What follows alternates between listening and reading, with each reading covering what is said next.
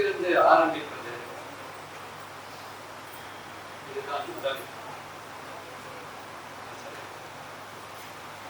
எங்களை பொறுத்தவரையில் சரஸ்வதி ராம்நாத் என்ற பெயரை கூட நாங்கள் வீட்டிலே சொல்வதில்லை. மாமி அந்த மாதிரி குடும்பத்தோடு பழகிய ஒரு உறவு, நட்பு, எழுத்தின் பாலம், இது ஒரு நிலை. அதேபோல் சுகீப் சுப்பிரமணியம் அவர்களின் மனைவி கோமதி சுப்பிரமணியம் அவர்களை அத்தை என்று அழைப்போம். எங்கள் குடும்பத்திலே நாங்கள் திருச்சியிலே இருந்த காலத்திலிருந்து சரஸ்வதி ராம்நாத் அவர்களுடைய உறவு, தொடர்பு, இந்த பரிமாற்றங்கள் இவையெல்லாம் தொடர்ந்து நடந்தது. சென்னைக்கு வந்த பிறகு, நாங்கள் சென்னைக்கு வந்த பிறகு அவர்கள் சாம்பசிவம் தெரு, தியாகராயனகா, நாங்கள் லாட்ஜ் ரோடிலே இருந்தோம். அப்பாவினுடைய ராலி சைக்கிளிலே அவர்களுடைய பரிமாற்றத்திற்கு நாம் ஒரு தூதஞ்சல் காரணம், போஸ்டல் அசிஸ்டன்ட் மாதிரியோ அந்த மாதிரி இருந்து அந்த டிராவலையே நான் என்ஜாய் பண்ணுவேன். ஸ்ரீநகரில் அவங்க அந்த சாம்பசிவம் ஸ்ட்ரீட்டில் அந்த வீடும் ஒரு கலை கோயில். முன்னாடி செடி கொடியெல்லாம் இருக்கும். உள்ளடந்த 2வது வீடுன்னு நினைக்கிறேன். இது ஒரு புற சூழ்நிலை தான். எனக்கு சரஸ்வதி ராம்நாத் அவர்கள் அவர்கள் 2 விதமாக நான் பார்க்கிறேன். ஒரு தனி மனுஷியாக, இன்னொன்று இலக்கியத்தினுடைய அவர்களுடைய பங்களிப்பு என்கின்ற பகுதியிலே. இது நான் சார்ந்த எனக்கு தெரிந்த அனுபவங்களையும் அந்த கணங்களையும் இங்கே பதிவு செய்ய ஒரு நல் வாய்ப்பு. இந்த அகிலன் அவர்கள் ஆரம்பத்தில் அவருடைய சிறுகதைகள் அவையெல்லாம் ஆங்கில பத்திரிகைகளிலே, இலக்கட்டிலே, காரவான், காற்று, பல மொழிகளிலே வந்து கொண்டிருந்தது. அந்த சமயத்திலே சரஸ்வதி ராம்நாத் அவர்கள் அகிலனிடம் உங்களுடைய சிறுகதைகளை ஹிந்தியில் மொழிபெயர்க்க வேண்டும், இவ்வளவு ஒரு ஆழமான பார்வை கொண்ட விஷயங்கள் தமிழ் மொழியை வெளியே எடுத்துச் செல்வதற்கு எனக்கும் வாய்ப்பாக இருக்கும் என்று ஆரம்பித்தார்கள். அகிலன் அவர்கள் ஞானபீட விருது பெறுவதற்கு பல காரணங்கள் இருந்தாலும் அதிலே இறுதி நிலையிலே பெரும்பாலும் இந்திய மொழிகளில் அந்த குறிப்பிட்ட மொழி எந்த அளவுக்கு செல்வாக்கு செலுத்தி இருக்கிறது, அதை படித்து பார்ப்பதற்கும் அதை எடைபோடுவதற்குமான ஒரு சூழ்நிலையெல்லாம் வரும். அந்த நிலையிலே பார்ப்பதற்கு அகிலனுடைய ஆரம்ப கால எழுத்திலிருந்து கிட்டத்தட்ட கடைசி வரையும் கூட ஹிந்தியிலே மொழிபெயர்த்து கொண்டு சென்றவர்களில் மிக மிக முக்கியமான பெரும் பங்களித்தவர் சரஸ்வதி ராம்நாத் அவர்கள். இதை இங்கே நன்றியுடன் ஒரு வாசகனாக நான் அதை உள்வாங்குகிறேன். தமிழுக்கு ஒரு ஞானபீடத்தை கொண்டு செல்வதற்கு ஹிந்தி மொழிபெயர்ப்பு என்கின்ற நிலையிலே இவர்களுடைய பங்களிப்பு.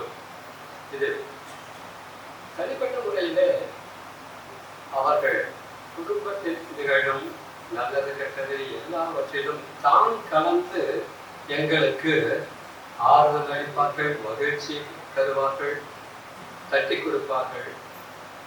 வீட்டிற்கு வரும்பொழுதெல்லாம் என்னுடைய சகோதரிகள் என்ன படிக்கிறீங்க நான் கேட்டேன். சொல்லும்போது நீங்கள் படிப்போட நிற்காம ஒரு தையல் படிங்க, ஹிந்தி படிங்க அப்படின்னு. ஒரு சகோதரி தையல் பயிற்சிக்கு சென்றார்கள், மற்றொரு சகோதரி ஹிந்தி படித்தார்.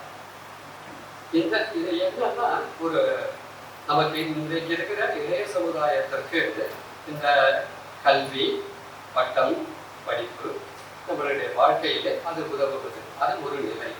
அதற்கு அப்பாற்பட்டு நமக்கு நம்முடைய கிரியேட்டிவிட்டி அவைகளை வெளிப்படுத்துவதற்கு எந்த வகையிலாவது ஒரு கைத்தொழில் அதை நாம் கற்றுக்கொள்வது, பிற மொழிகளை உள்வாங்கி நாம் இந்த பிற மொழிகளில் நம்முடைய கருத்துக்களை வாங்கிக் கொள்வதற்கும் கொடுப்பதற்குமாக ஒரு தூண்டுகோலாக அமையும் என்பதை எங்களுடைய வீட்டிலேயே அதை ஆரம்பித்து வைத்தவர்கள் சரஸ்வதி ராமன் அவர்கள்.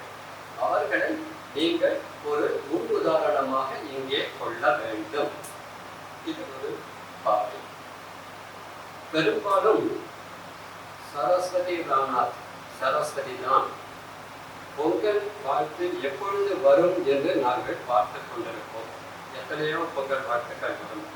ஆனால் சரஸ்வதி ராம்நாத் அவர்கள் கைப்பட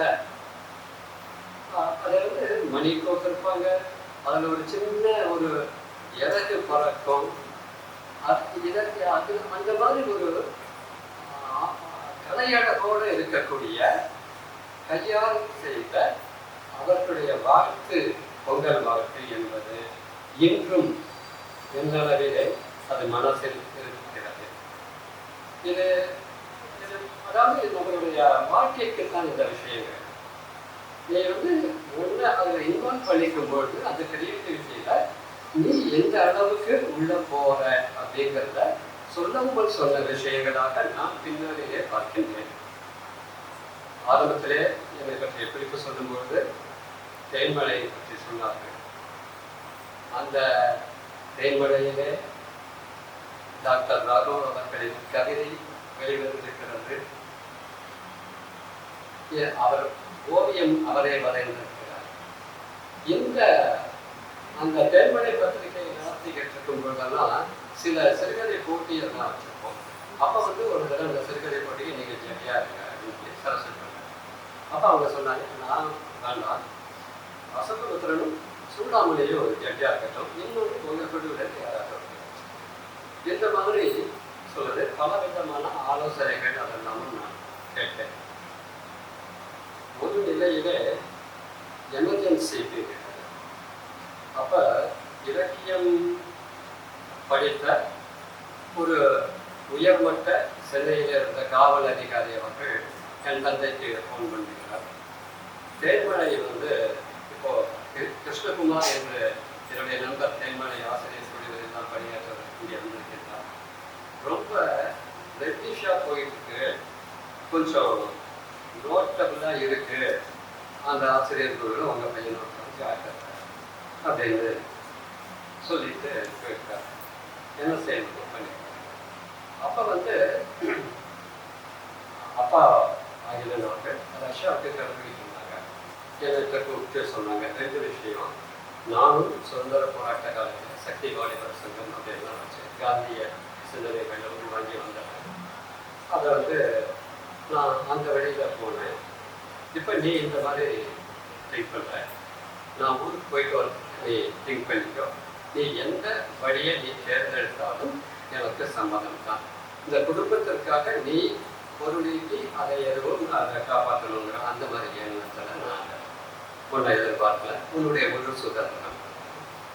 இது நடந்து இந்த இந்த நிலையை சரஸ்வதி ராமநாத் அவர்கள் எதுவாக இருந்தாலும் அப்பா அவர்களுடைய எல்லா விஷயங்களையும் பகிர்ந்துக்குவாங்க.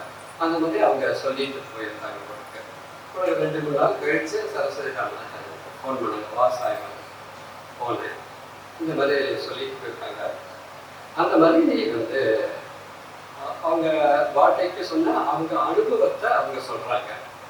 நடைமுறை சாதியம் என்ன என்பதும் நீ எந்த அளவுக்கு அதில் தீவிரமாக உள்ளே போறதையும் பொறுத்திருக்கு அப்படிங்கிற மாதிரி சொல்லிட்டு அவங்களும் அதே வார்த்தை தான் சொன்னாங்க. நீ உன்னுடைய பாதையை நீயே தேர்ந்தெடுத்துக்கொள், ஆனால் ஒரு தெளிவு கொடுத்து விடு இந்த வயதில் அப்படிங்கிற மாதிரிலாம் சொன்னாங்க. இந்த இதை நம்ம அதை எப்படி சொல்றதுன்னா சேனலைஸ் பண்ணுறதுங்கிறது ஒன்று.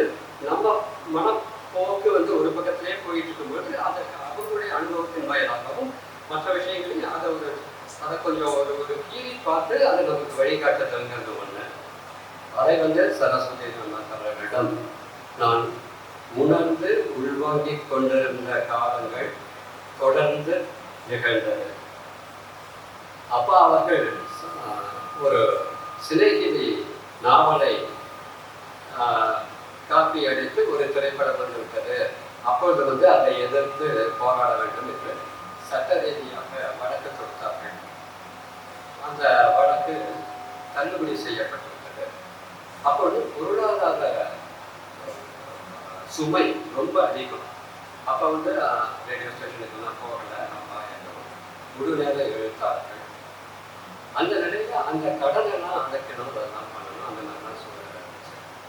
அப்போ சரஸ்வதி அவர்கள் சொன்னாங்க, வீட்டுக்கு வந்தாங்க.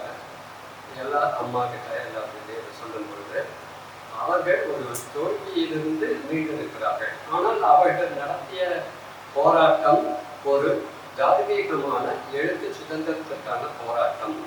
நீங்க இப்போ இன்னும் கொஞ்சம் உங்க கையெல்லாம் கொஞ்சம் சுருக்கிக்கங்க, செலவை குறைச்சிக்கங்க. அவங்க வழி பொருளாதாரத்துக்கு மேம்படுத்திக்கிறதுக்கு என்ன வழியோ இருக்கா அவங்க அதை பார்ப்பாங்க. அதாவது குடும்பத்துக்குள்ளேயும் நமக்கு ஒரு மூத்தவர்களாக அவர்களுடைய வாழ்க்கையிலே இப்பொழுது ரகு எனக்கு ஆரம்பத்தில் லேசாக அதை பற்றி நான் உள்வாங்கி இருந்தது. அவருடைய சகோதரியின்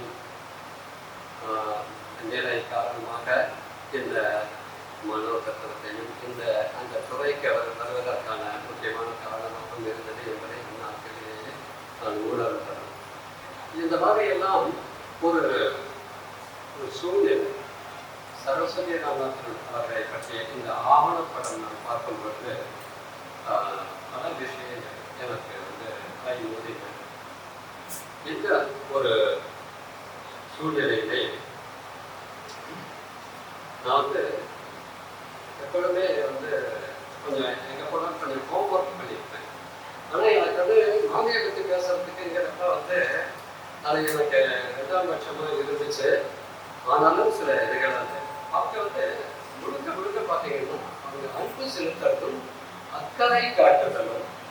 சில பேர்கிட்ட என்ன இருக்கும்னா வெறும் அன்பு மட்டும்தான் காமிக்க முடியும். சில பேர்கிட்ட இந்த அக்கறையோட வழிகாட்டுதல், தன்னுடைய அனுபவத்திலிருந்து பகிர்ந்து சொல்லுதல், அதை ரொம்ப ஆடாவோ இல்லை ரொம்ப ஒரு அழுத்தமாகவோ சொல்லணும்னு அவங்க எதுவுமே நினைச்சதில்லை. அந்த மாதிரியெல்லாம் அவர்களுடைய வாழ்க்கையே நமக்கு ஒரு வழிகாட்டு. இந்த விஷயத்துல ஜம்பா திருப்பி என்னுடைய மாமனார் கணபதி அவர்கள் வால்காவிலிருந்து கங்கை வரை அவங்க பர்மால ஐஎன்ஏல இருக்கிறப்ப யுத்த கைதியாக இருந்த பொழுது ராகுல் ஜெயினுடைய வாழ்க்கை செய்திருக்கார். அதே மாதிரி பொதுவுடைமை தான் இது ரெண்டையும் தான் அவங்க ஜெயிலே படிச்சுட்டு மொழிபெயர்த்தாங்க. அந்த மொழிபெயர்ப்பு ஸ்கிரிப்ட் மட்டும்தான் அவங்க அங்கேருந்து பர்மாலேருந்து இந்தியாவுக்கு கொண்டு வந்தாங்க. அந்த மொழிபெயர்ப்பை பற்றி சரஸ்வதி ராமநாத் அவர்கள், ஏன்னா அது 20 சிறுகதைகள் வடிவில் இருக்கும் வாழ்க்கை. அந்த மொழிபெயர்ப்பு இவங்க என்ன சரஸ்வதி ராமநாத் அவர்கள் பல சிறுகதைகள், பல நாவல்கள் நமக்கு பிற மொழியிலிருந்து தமிழுக்கு அவர்கள் கொண்டு வந்திருந்ததுங்கிறது ஒரு நிலை.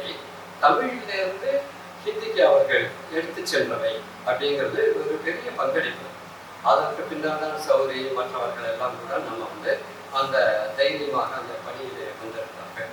அந்த வாழ்க்கையை பற்றி அவங்க மொழிபெயர்க்கும் பொழுது நீங்கள் இந்த அளவுக்கு ஹிந்தியில் பண்ணியிருக்கீங்களே, இது இந்த அளவுக்கு உங்களுக்கு அது தோன்றுதலுக்கு அதுக்கு தான் அவங்க சொன்னாங்க, முதல்ல நான் பொதுவுடைமைதான தான் மொழிபெயர்த்தேன், ஆனால் இந்த மாதிரி விஷயங்கள் தமிழுக்கு வரணும்னு நினைக்கிறதுனால பண்ணேன். அது எதுக்காகன்னா ஒரு இது அதே மாதிரி எழுத்தாளர் சங்கம் இந்த விஷயங்கள் இருக்கு இல்லையா, அதில் இவங்க ஏன்னா நான் பண்ண சின்ன பையன் ரகு சொன்ன மாதிரி ஆட்டோகிராஃப் எடுத்துகிட்டு போகிற மாதிரி இல்லை. அது கொஞ்சம் பெரும்பாலும் அது ராஜேஸ்வரி கல்யாண மண்டபம், மெமோரியல் ஹால், இங்கெல்லாம் அந்த மகாநாடுகள் நடக்கும். எழுத்தாளர் சங்க தமிழ் எழுத்தாளர் பெருமன்றம்னு இருந்துச்சு. அதுலெல்லாம் வரவேற்பு குழு சீஃப் சரஸ்வதி ராமநாத் அவர்கள் தான். நம்ம சிவபாத சுந்தரம் அவர்களுடைய துணைவியாரும் இவங்களும் முழுக்க முழுக்க அதை வந்து நெறிப்படுத்துறது, அவங்களுக்கு வந்து அதை எப்படி, அதாவது கட்டுரை தலைப்பு ஆய்வுகளோட அந்த செக்மெண்ட் பிரிக்கிறது அதிலேயே கலந்துக்குவாங்க. அதை நேரடியாக வெளி மாநிலத்திலேருந்து வருவாங்க போவாங்க, அதெல்லாமும் ஆர்கனைஸ் பண்ணுறது. அதாவது ஒர்க்கஹாலிக், தன்னை ஈடுபடுத்திக் கொள்ளுதல், அது வந்து ரொம்ப மிகப்பெரிய கொடை. அதை அவர்கள் வாழ்ந்து காட்டினார்கள். அன்பாக வாழ்ந்து அக்கறையாக நமக்கு வழிகாட்டியுள்ளார்கள். இந்த நிலையிலே நான் சரஸ்வதி ராமநாத் அவர்களை உள்வாங்கி விடைபெறுகின்றேன். நன்றி.